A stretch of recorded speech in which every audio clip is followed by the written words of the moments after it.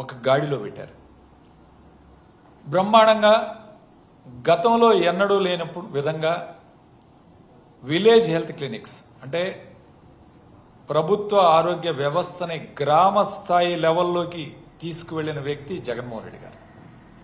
అప్పుడు దాకా కూడా ఒక పిహెచ్సి సెంటర్లో వైద్యం లభిస్తూ ఉంటే ఈరోజు గ్రామాలకు కూడా వెళ్ళాలి, ప్రభుత్వం వైద్యం గ్రామాలకు కూడా తీసుకువెళ్లాలని చెప్పి విలేజ్ హెల్త్ క్లినిక్స్ దాదాపు ఈ రాష్ట్రంలో 10,000 విలేజ్ హెల్త్ క్లినిక్స్ స్థాపించి ప్రతి 15 రోజులకు ఒకసారి డాక్టర్ ఆ గ్రామానికి వెళ్ళి అక్కడున్న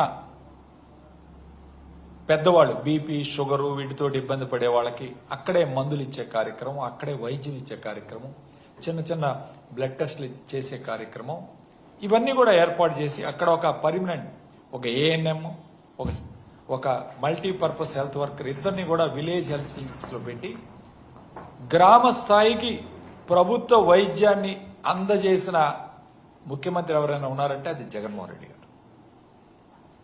అలానే మండలానికి 2 పిహెచ్సిలు ఉండాలి, అందులో 3 మినిమం డాక్టర్స్ ఉండాలి, 24 అవర్స్ పిహెచ్సిలో వైద్య సేవలు అందించాలి అని చెప్పి జగన్మోహన్ రెడ్డి గారు 88 కొత్త పిహెచ్సిలను కూడా శాంక్షన్ చేసి నిర్మాణం కూడా చేపట్టడం జరిగింది.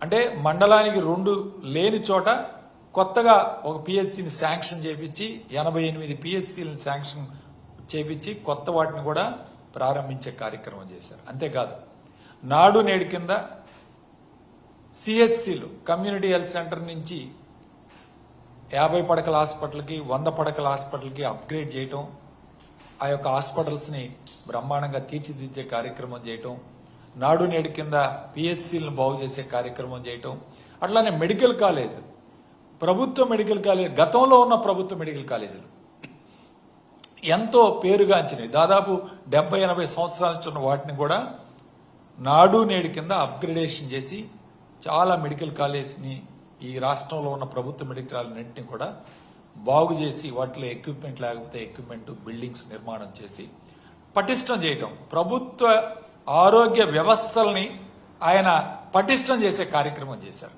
అంతేకాదు దాదాపు ఆరోగ్య రంగంలో 54,000 పోస్టుల్ని దాదాపు 2,800 మంది డాక్టర్లని రిక్రూట్ చేసుకోవడం, స్పెషలిస్టులను రిక్రూట్ చేసుకోవడం, 54,000 మంది టోటల్గా 54,000 మందిని మెడికల్ రంగంలో అటు ల్యాబ్ టెక్నీషియన్లు కానీ ఫార్మసిస్టులు కానీ డాక్టర్స్ కానీ స్పెషలిస్ట్ డాక్టర్స్ కానీ వీళ్ళందరినీ కూడా రిక్రూట్ చేసుకొని ఈ వ్యవస్థని పటిష్టం చేసి పేద ప్రజలకి రాష్ట్రంలో ప్రభుత్వ హాస్పిటల్స్లో ఆరోగ్యం లభించే విధంగా చేసిన వ్యక్తి జగన్మోహన్ రెడ్డి గారు.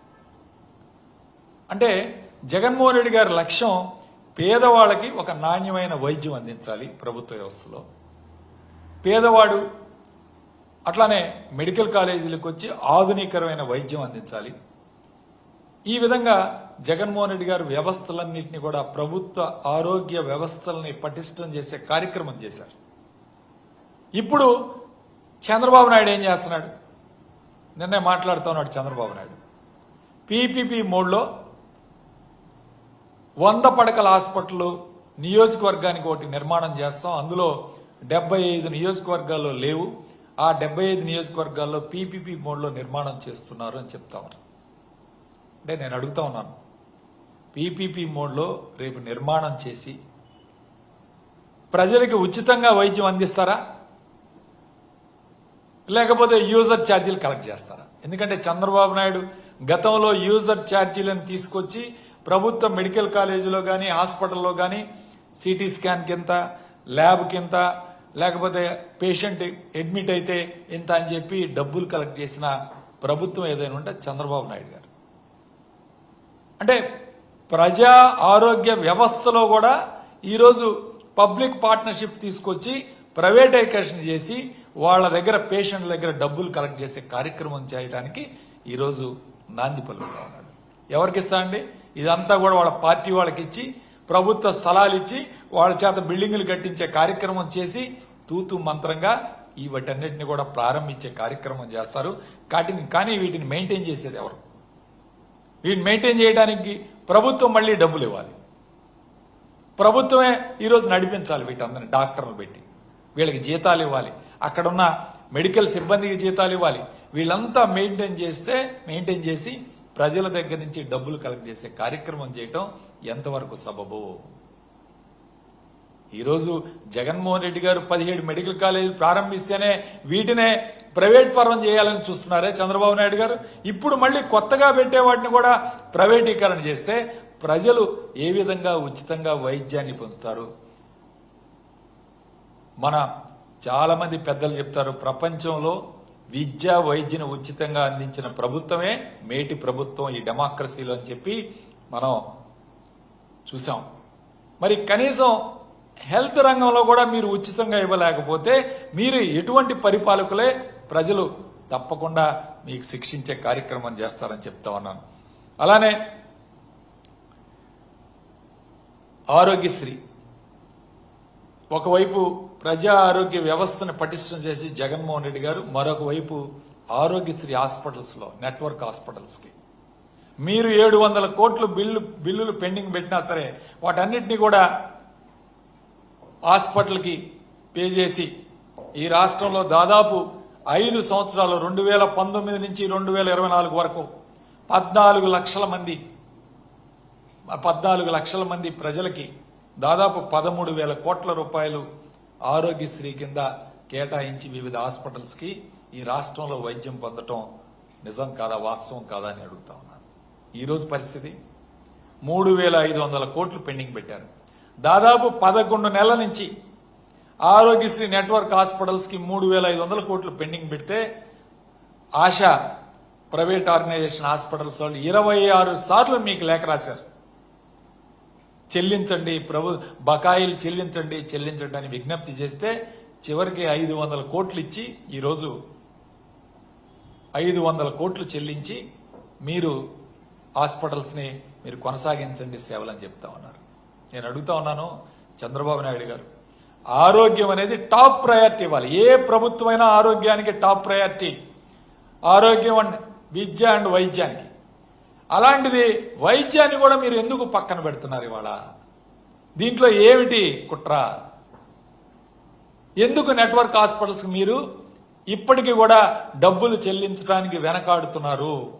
ఇవాళ ఏం జరుగుతుంది వాస్తవం చెప్తాను మీకు. ఆరోగ్యశ్రీ నెట్వర్క్ హాస్పిటల్స్ కి బిల్లులు చెల్లించకపోవడం వలన ఇవాళ వాళ్ళు హాస్పిటల్స్ లో కరెంటు బిల్లులు కొట్టుకోవాలి, స్టాఫ్ శాలరీస్ మెయింటైన్ చేసుకోవాలి, అట్లానే మెడిసిన్స్ కి డబ్బులు కట్టాలి ఉచితంగా ఆరోగ్యశ్రీలో ఆపరేషన్ చేయడానికి. లేదా మరి అట్లానే ఇంప్లాంట్స్, కొన్ని సర్జరీస్ కి ఇంప్లాంట్స్ వేసే కార్యక్రమం, వాటికి డబ్బులు చెల్లించాలి, కరెంటు బిల్ చెల్లించాలి. వీటన్నిటి చెల్లించుకోవడానికి ఈరోజు 11 నెలల నుంచి హాస్పిటల్స్ ఇబ్బంది పడుతూ వాళ్ళకి ఆల్టర్నేట్ లేక ఇవాళ పేషెంట్ల దగ్గర నుంచి డబ్బులు కలెక్ట్ చేస్తున్నారు. ఇవాళ హాస్పిటల్కి వచ్చిన ఆరోగ్యశ్రీ పేషెంట్ల దగ్గర డబ్బులు తీసుకోవాల్సిన పరిస్థితికి వస్తున్నారు. ఎందుకంటే హాస్పిటల్స్ మూసివేసే పరిస్థితికి వెళ్తున్నారు కాబట్టి.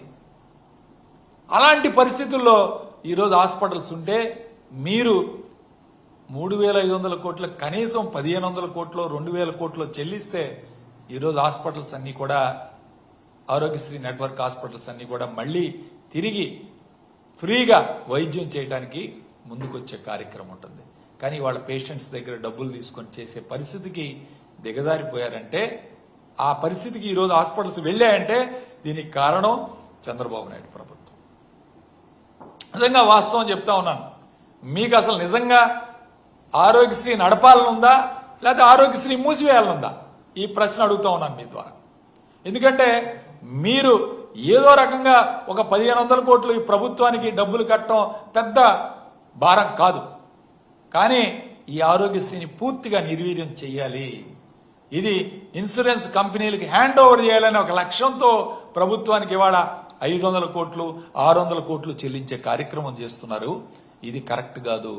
ఇన్సూరెన్స్ కంపెనీలు రేపు ఎంటర్ అయితే హాస్పిటల్స్ పరిస్థితి ఇంకా అధ్వానంగా తయారవుతుంది. ఎందుకంటే వాళ్ళు అడిగే కొర్రీలు, వాళ్ళు ఆపేసే బిల్లులు, వాళ్ళు అరకొరగా చెల్లించే కార్యక్రమం, ఇంకా ఎక్కువ పర్యవేక్షణ, ఇంకా ఎక్కువ వాళ్ళ మీద మరి ఎక్కువ కట్స్ ఇవన్నీ కూడా ఉంటాయి.